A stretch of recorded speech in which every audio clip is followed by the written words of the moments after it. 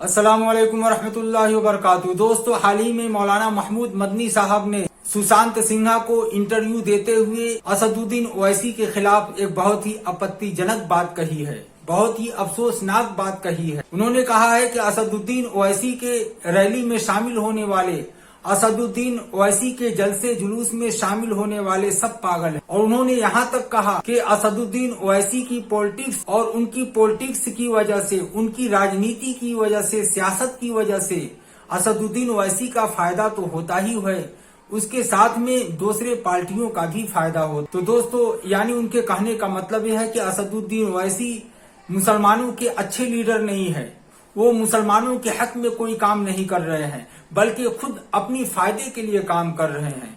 जबकि सारा देश जानता है, सारे मुसलमान जानते हैं कि असदुद्दीन ओवैसी ऐसा हमारा कायद है, एक ऐसा मुसलमानों का एक ऐसा लीडर है कि मुसलमानों के हक के लिए सबसे पहले आवाज पार्लियामेंट में, संसद भवन में चीख चीख कर मुसलमानों के हक के लिए लड़ता है। तो ऐसे शख्स के लिए इस तरह की बातें कहना कि उनके जलसे जुलूस में शामिल होने वाले सब पागल हैं, सब बेवकूफ हैं, वो निजी अपने फायदे के लिए काम कर रहे हैं, यकीनन बहुत ही गलत बात है।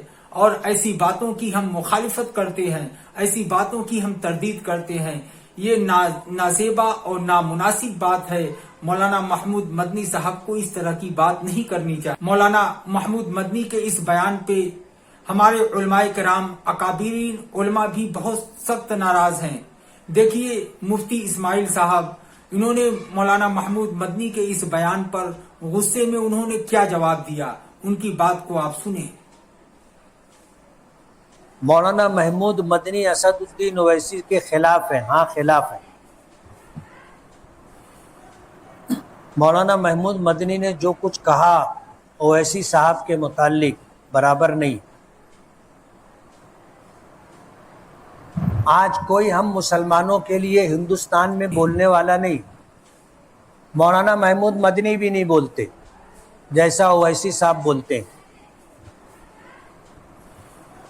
मेरे साथ पढ़े हुए हैं, बल्कि मुझसे पीछे थे,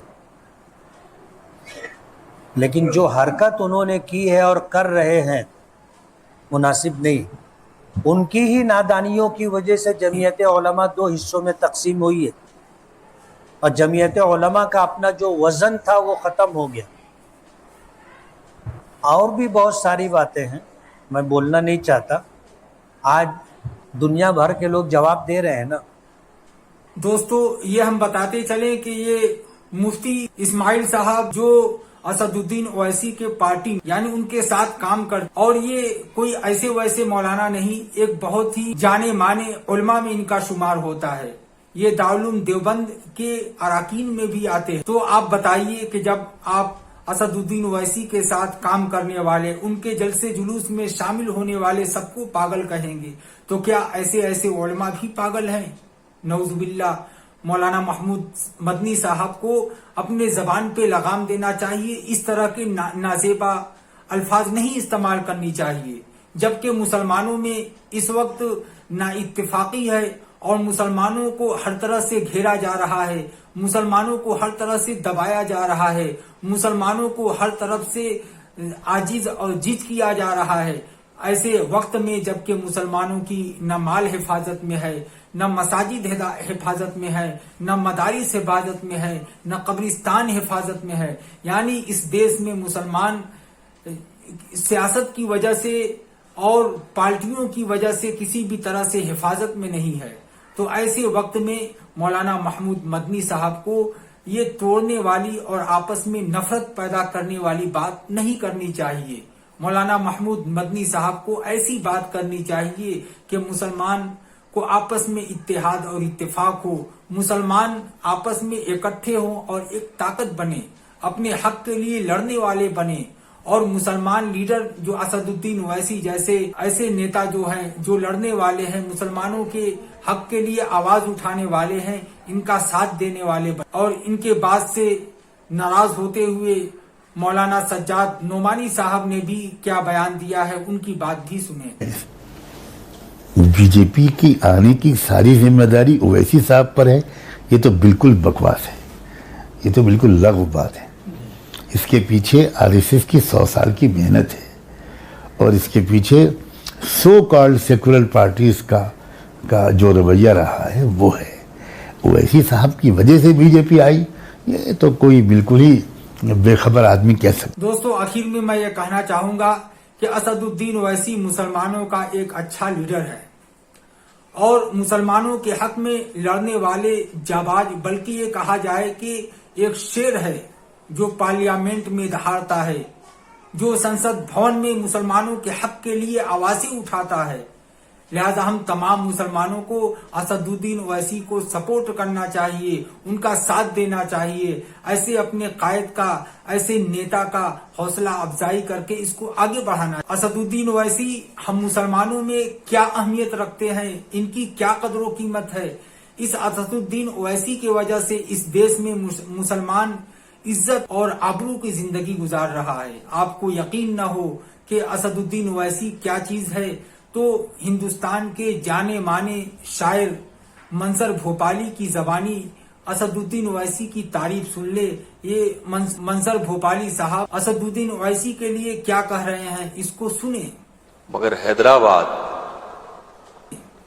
ایمانداری کی بات یہ کہ ابھی میں 3 ملکوں میں لگاتار گیا اور لندن، کینیڈا اور امریکہ.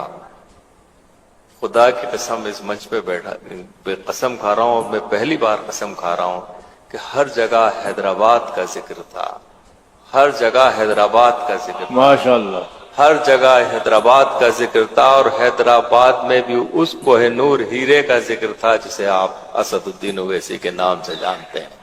سبحان اللہ. میں کبھی قسم نہیں کھاتا، پورے 40 سال کے مشاعرے اٹھا کے دیکھ لیجئے، یہ دماغوں پہ راج کرتے ہیں، یہ دلوں پہ راج کرتے ہیں، یہ محبت کی بات کرتے ہیں، مگر نہ جانے کیوں لوگ انہیں نفرت کی نظروں سے دیکھتے ہیں، کیونکہ وہ ہمارے ہیں، ہماری آواز اٹھاتے ہیں.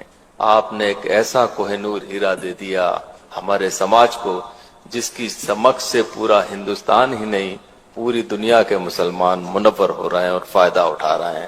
اللہ اس آواز کو ہمیشہ ہمیشہ بلند رکھے، قائم رکھے. آخر میں ہم آپ سے کہنا چاہتے ہیں کہ اسد الدین اویسی کو سپورٹ کریں. آپ کا اچھا قائد ہے، اچھا رہبر ہے اور اس کے ساتھ ہی آپ نے علماء کرام کی باتیں بھی سنی. اب آپ اپنے رائے کا اظہار کمنٹ سیکشن میں ضرور دیں. مولانا محمود مدنی کے متعلق، اسد الدین اویسی کے متعلق آپ کی کیا رائے؟